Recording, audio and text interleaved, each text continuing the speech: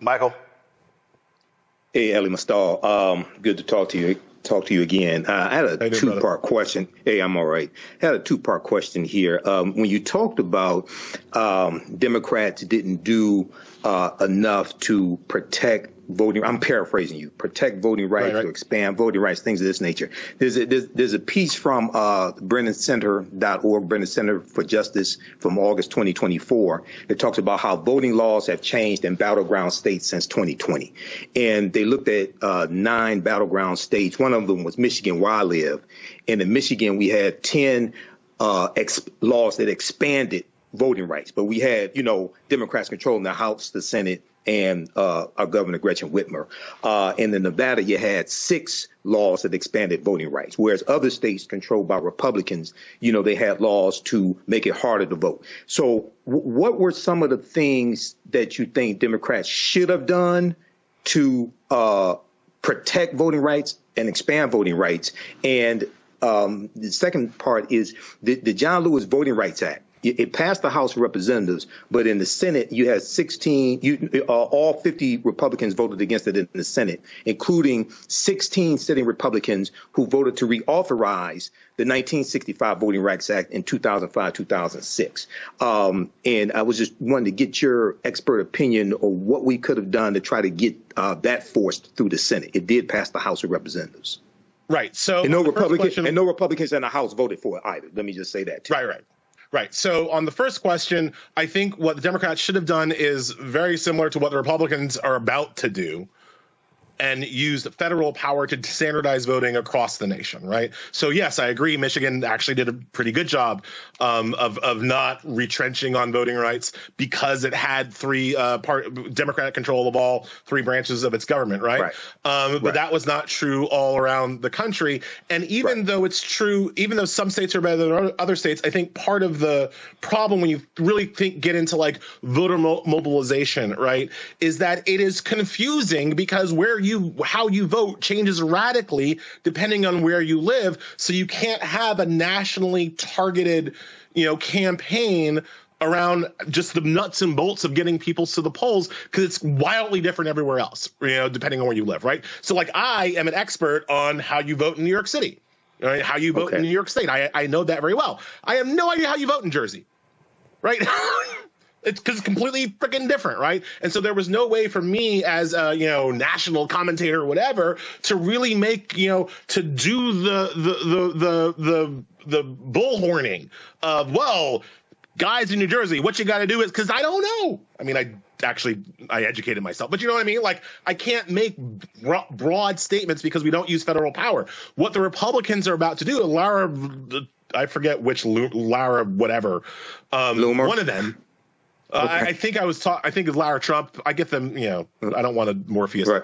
Whatever. One of the Laras was talking about how they want to use federal power to institute voter ID and standardize elections and limit early voting and do all these things from the federal seat of government. Now, when Democrats try to do it, the Republicans scream about the 10th Amendment, but I promise you they won't be talking about the 10th Amendment and federalism when Republicans try to do it, right? So those are the kinds of federalized laws that could have made voting easier, not just for Michigan, but for everybody, and then made it easier for you to explain to people in Michigan, in Arizona, in Nevada, in Florida, how you actually vote, right? The John Lewis Voting Rights, and that dovetails into the John Lewis Voting Rights Act, which was one of the federal laws that could have done that, right? And so when you ask me what else could we have done to make sure that law passed over the objection of Manchin and Sinema, this is where I say, and you can check the tape, I said this in real time, the John Lewis Voting Rights Act was a shut down the government bill. You don't pass anything until after what happened on January 6th. After the attack on democracy, that is the first bill you pass, and you don't let the government function until it passes it. That is what I would have done. I know Inflation Reduction Act, I know that we had other priorities. No, that was the first and only that should have been the first priority and only priority of the Biden administration, because you do not have a democracy without the franchise. You just don't, as we're seeing right now. And the political uplift to get the John Lewis Voting Rights Act done was in the aftermath of January 6th. You shut down the government. You don't let anything else come across the floor until they pass that. You attach that bill to every single budget that you dare to try to pass. You should be able to. Yes, you do exactly what Congressman Powell, Adam Clayton Powell, did when it was called the Powell Amendment. He attached it to every bill. But again, this is the difference between. This is what I keep saying. If you want to compare parties, Democrats are playing by a set of traditional, accepted rules. Republicans are playing a game where there are no rules. Right. And their whole deal is, we don't care. We will be as ruthless as we need to be because we are trying to, one, get power, use power to cement power. I was one of the people who publicly said that President-elect Joe Biden should have picked former Alabama Senator Doug Jones to be his attorney general. I thought he was going to be a hell of a lot more aggressive. Merrick Garland will go down as one of the worst attorney generals because of his abject failure to hold Donald Trump accountable. Yes. Merrick Garland is the worst pick in two successive Democratic administrations, and that's got to be a record of some sort, right? Because he was the worst person that Obama could have picked to replace Antonin Scalia in 2016, and he was the worst person Joe Biden could have picked to be the Attorney General, and Joe Biden stuck with him even after it became apparent that Merrick Garland was not up to the job, was not up to the task, was not up to the moment. And Merrick Garland is one of the true villains of this cycle. Merrick Garland is one of the true bad guys that brought us Trump to Electric Boogaloo, right? Like that's just reality. But in response to some of the things I was hearing while I was in the waiting room, the question of whether or not Trump is above the law, he is. Trump is above the law. He shouldn't be. I disagree. I agree with everything said. It's not in the Constitution. It's not how this country is supposed to run. But it is how it runs. He is above the law. He won. He got away with it. And at some point, I almost need people to see it, right? I almost need them to understand what this country is, understand the depravity of this country, understand the privilege white people enjoy. Because I think as I, pour through the election results like all of y'all, I think one of the kind of macro lessons that I'm getting is that people really don't get it. People really don't get people don't get what they've done. People don't get what's about to happen. People are in denial. People are in kind of Pollyanna land. Nah, bro. The president, Trump, is above nobody else, but Trump can do whatever he wants, and he will do whatever he wants. And there ain't no law coming to save us. There ain't no attorney general. There ain't no guardrails coming to constrain him. The only thing that stops him is organized, desperate resistance. I don't mean wearing a pink pussy hat, right? The time for that is over. I don't mean hashtag not my president. I don't mean that crap. I mean the kind of resistance that our ancestors put down. That's what it's going to take to get this country back. And it ain't going to happen in 4 years. It ain't going to happen in 8 years. You're talking about, and I've been talking to my family about this, you're talking about planting seeds in a garden that we will not live to see bear fruit. All right? We're talking about needing a plan to take this country back in 2050, in 2060, because we are entering a time of consequences. And so, yeah, sentence him, don't sentence him. if it makes people feel better to put that marker down, that at least he was sentenced, fine. I don't have a problem with that, obviously. But the reality is these people are punks. The people who were supposed to hold Trump accountable are punks. They're afraid of him. They're afraid of his movement. They're afraid of his people. And so there are no guardrails. There are no restraints. There are no restrictions on what this man can do. He is an emperor in all but name. Oh, absolutely. And it is just unbelievable to watch these people cower and be cowards. To be flat out just cowards. Yeah. And he's going to stay, and he's just sitting there laughing. And his supporters, they literally don't care. They can talk all day about law and order. They don't give a damn about law and order when it applies to them. Only everybody else. Oh, follow the law. You must come in this country fairly. But hey, if you're still stolen documents, you're good. If you're sitting here and lie about your properties and the value, guess what? You're good. You can run a fake foundation. You're good. A fake university. It's all good.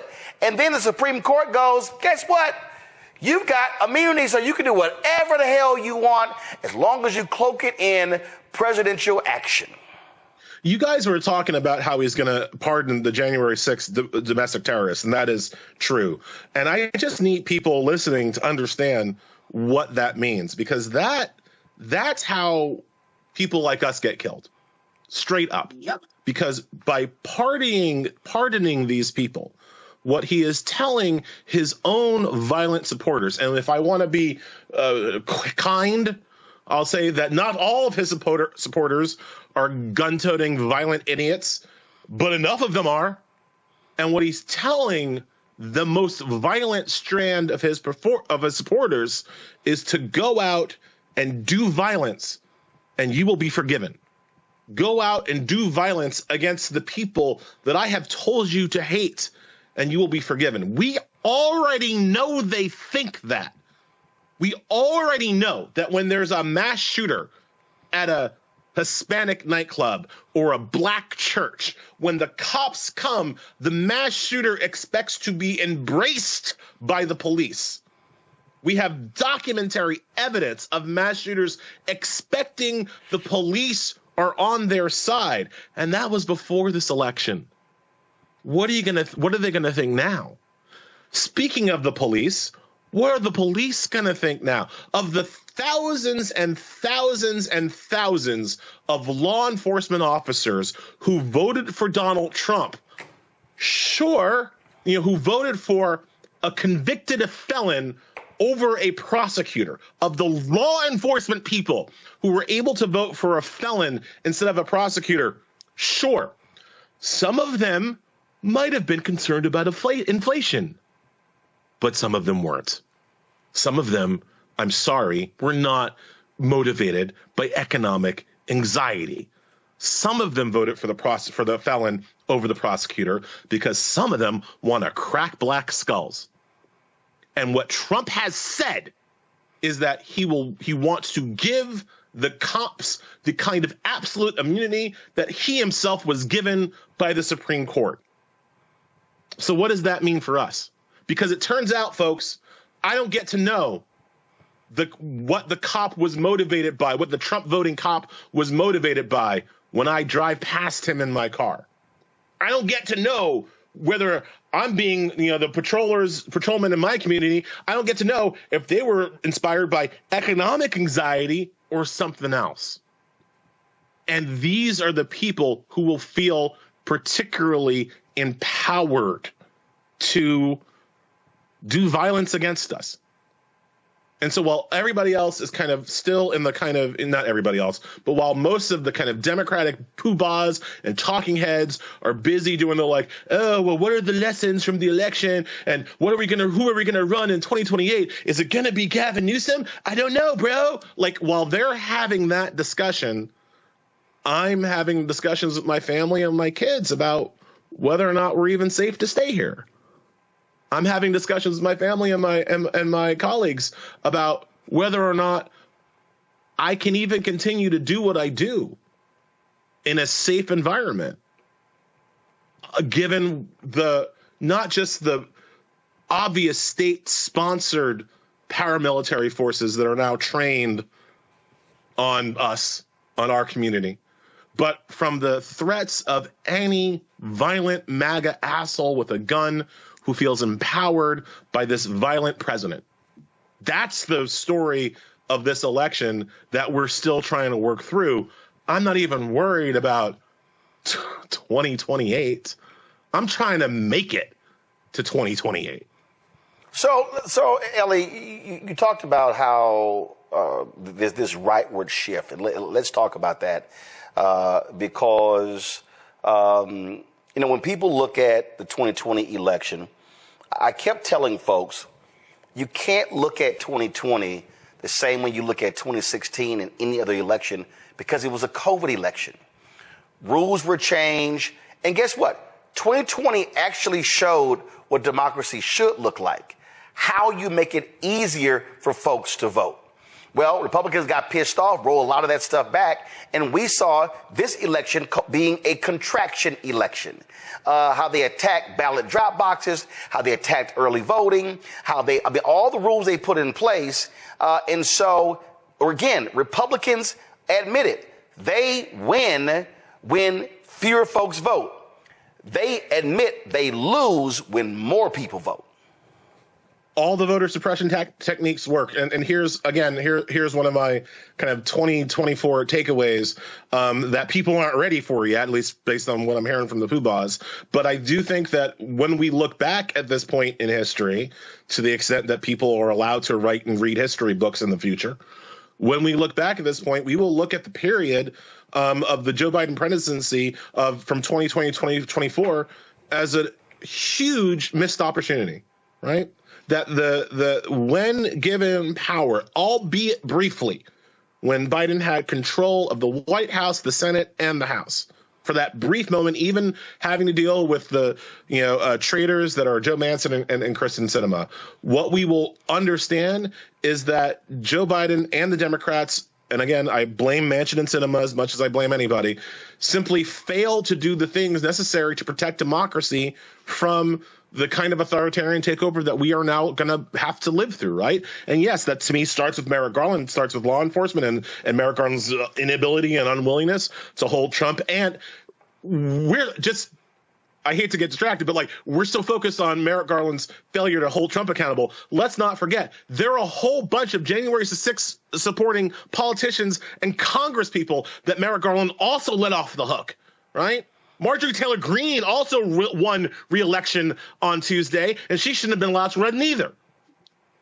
But anyway, in addition to Merrick Garland and his abject failure as a professional person, we will see that the Democrats did nothing to secure the voting rights that allow Democrats to be elected in the first place. They did nothing to restore the Voting Rights Act to its pre-John Roberts glory. They did nothing to stop the states from changing the voting rules, decreasing the times for early voting, making it harder to mail in your ballots, contracting the number of polling places, increasing the lines and the hurdles that people face in order to go vote. They did nothing to stop that at the state level. They did nothing to stop the Republican takeover of state boards of elections. This election wasn't stolen in the sense that there absolutely was not some kind of precinct level I'm going to take the votes and stuff it in my ear.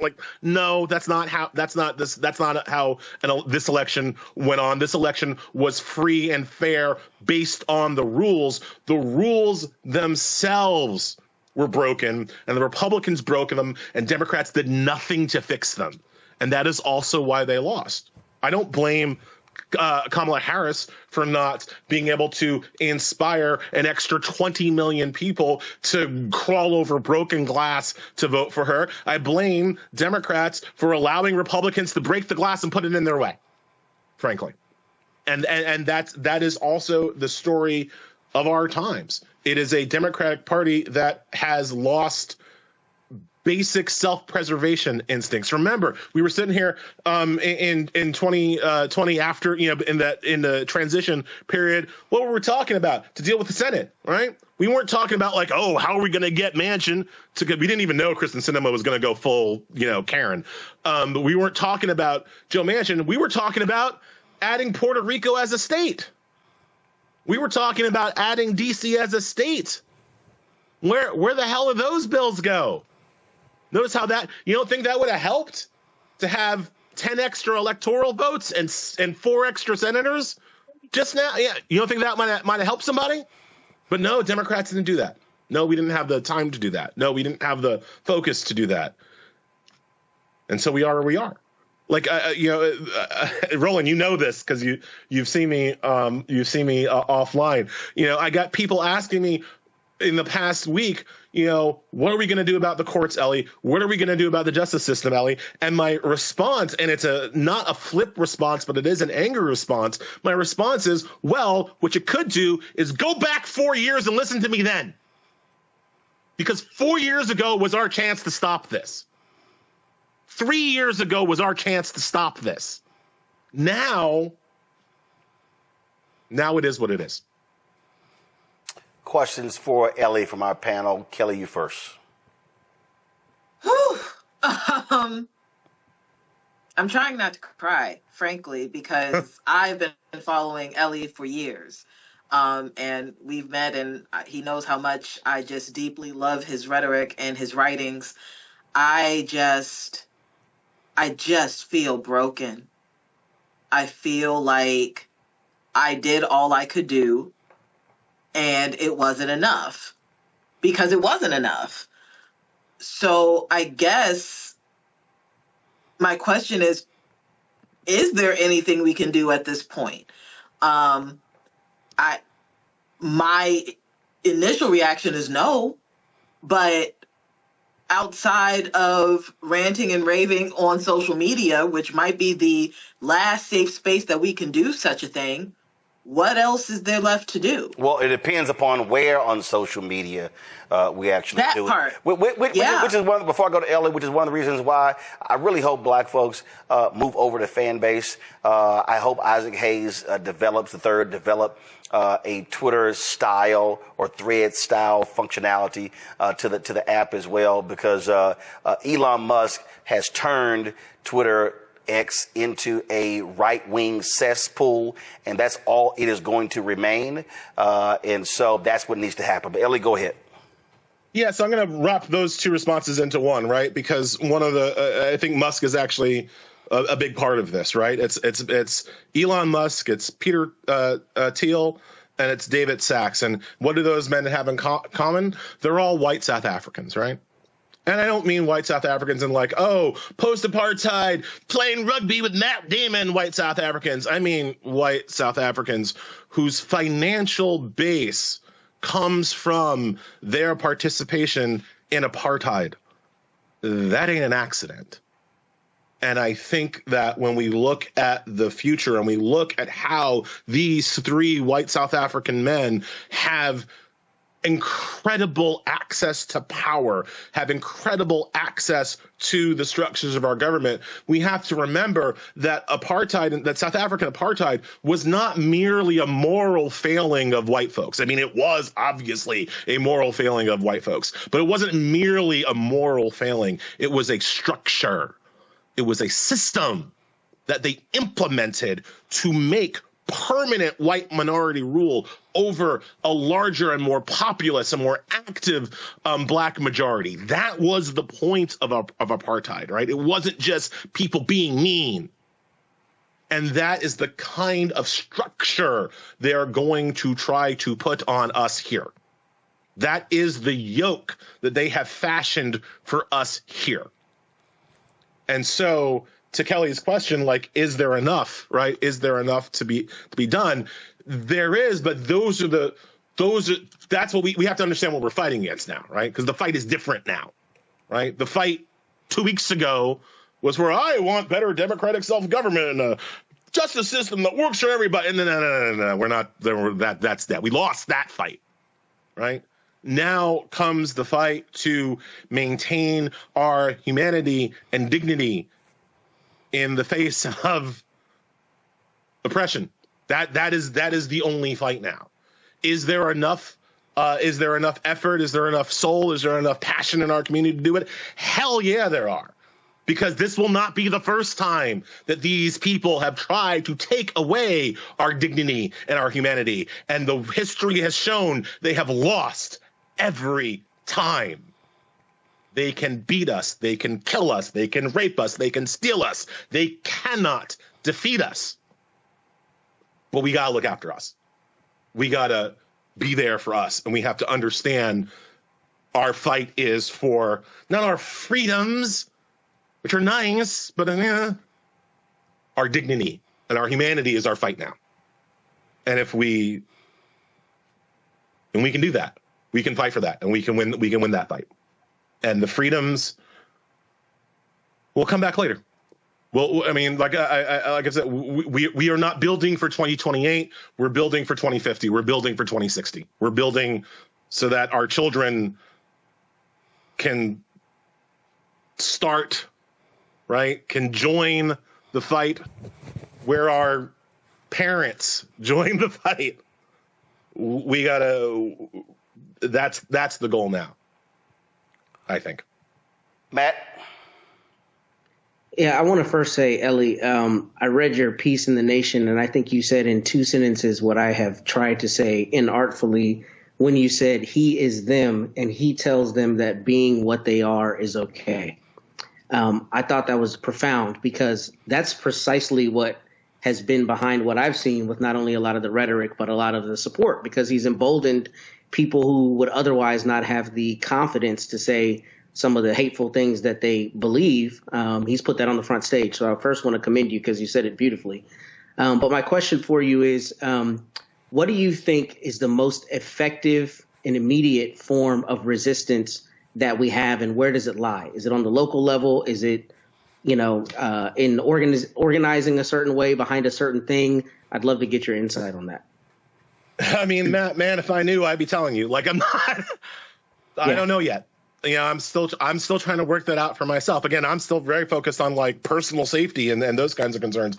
I don't know yet what the first line is. My instinct is where yours is. My instinct is that it's local, right? My instinct is that it's not national. It is through the local structures of the government where we still have, to use a white South African term, we still have some form of home rule. And we need to exercise our home rule as much as possible. Like after 2016, I'm going to become a huge fan of federalism and states' rights for a bit, because that's going to help me right now. But I do think that even more so than those concerns, it is about the first line of defense is within our own communities and protecting each other and building each other back up, right? I think that valence can't be lost. I mean, we always say when we come on the shows like Roland's, right? We always say, ain't nobody for us but us, right? We always have that in the back of our mind, but that almost like has to be like in the front of our mind right now, right? Because we are the only people who are going to care. I mean, that's what you get from the exit polls, right? We're the only people that care about us. We're the only people who give a damn about us. And that has to be front of mind with all of our interactions, with all of our resistance or whatever you want to call it. Whatever power we have to turn that power into power that's going to protect us first, because ain't nobody else going to do that. We know that now. Michael? Hey, Elie Mystal. Good to talk to you again. I had a two-part question. Hey, I'm all right. I had a two-part question here. When you talked about Democrats didn't do enough to protect voting, I'm paraphrasing you, protect voting rights, right. To expand voting rights, things of this nature. There's a piece from BrennanCenter.org, Brennan Center for Justice, from August 2024 that talks about how voting laws have changed in battleground states since 2020. And they looked at 9 battleground states. One of them was Michigan, where I live. And in Michigan, we had 10 laws that expanded voting rights, but we had, Democrats controlling the House, the Senate, and our Governor Gretchen Whitmer. And in Nevada, you had 6 laws that expanded voting rights, whereas other states controlled by Republicans, they had laws to make it harder to vote. So what were some of the things that you think Democrats should have done to protect voting rights and expand voting rights? And the second part is the John Lewis Voting Rights Act. It passed the House of Representatives, but in the Senate, you had 16, all 50 Republicans voted against it in the Senate, including 16 sitting Republicans who voted to reauthorize the 1965 Voting Rights Act in 2005, 2006. And I was just wanting to get your expert opinion on what we could have done to try to get that forced through the Senate. It did pass the House of Representatives. Right. So and no Republicans in the House voted for it either. Let me just say that too. Right. So on the first question, I think what the Democrats should have done is very similar to what the Republicans are about to do, and used federal power to standardize voting across the nation, right? So yes, I agree. Michigan actually did a pretty good job of not retrenching on voting rights because it had 3 Democratic control of all 3 branches of its government, right? But that was not true all around the country. And even though it's true, even though some states are better than other states, I think part of the problem when you really get into like voter mobilization, right, is that it is confusing because how you vote changes radically depending on where you live. So you can't have a nationally targeted, campaign around just the nuts and bolts of getting people to the polls because it's wildly different everywhere else, depending on where you live, right? So like I am an expert on how you vote in New York City, right? How you vote in New York State. I know that very well. I have no idea how you vote in Jersey, right? It's because it's completely freaking different, right? And so there was no way for me as a national commentator or whatever to really make to do the bullhorning of guys in New Jersey, what you got to do is because I don't know. I mean, I educated myself, but you know what I mean? Like I can't make broad statements because we don't use federal power. What the Republicans are about to do, I forget which Lara whatever, one of them. I think I think it's Lara Trump. I get them, I don't want to Morpheus. Right. Whatever. One of the Laras was talking about how they want to use federal power to institute voter ID and standardize elections and limit early voting and do all these things from the federal seat of government. Now, when Democrats try to do it, the Republicans scream about the 10th Amendment, but I promise you they won't be talking about the 10th Amendment and federalism when Republicans try to do it, right? So those are the kinds of federalized laws that could have made voting easier, not just for Michigan, but for everybody, and then made it easier for you to explain to people in Michigan, in Arizona, in Nevada, in Florida, how you actually vote, right? The John Lewis Voting Rights, and that dovetails into the John Lewis Voting Rights Act, which was one of the federal laws that could have done that, right? And so when you ask me what else could we have done to make sure that law passed over the objection of Manchin and Sinema, this is where I say, and you can check the tape, I said this in real time, the John Lewis Voting Rights Act was a shut down the government bill. You don't pass anything until after what happened on January 6th.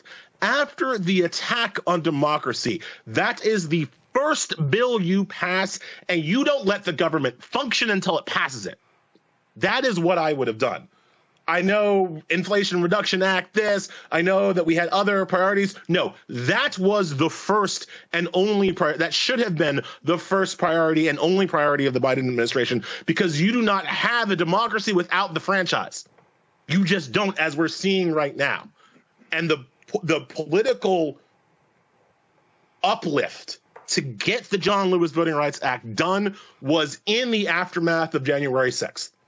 You shut down the government. You don't let anything else come across the floor until they pass that. You attach that bill to every single budget that you dare to try to pass. You should be able to. Yes, you do exactly what Congressman Powell, Adam Clayton Powell, did when it was called the Powell Amendment. He attached it to every bill. But again, this is the difference between.